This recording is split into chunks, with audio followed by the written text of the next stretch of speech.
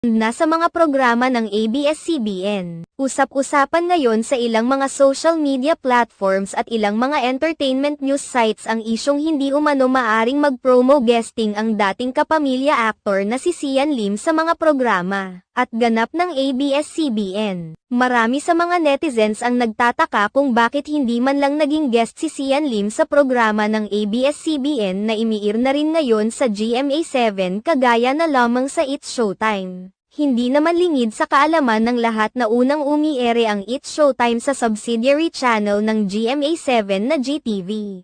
Sa panahong iyon ay magkarelasyon pa sina Kim Cho at Sian Lim subalit hindi man lamang nakabisita ang aktor. Dahil dito marami ang naghinalang totoo ang naging bali-balita noon patungkol sa pagkakaba ni Sian Lim sa mga programa ng ABS-CBN. Samantala, sa kamakailang panayam kay Sian Lim, sinagot na niya ang mga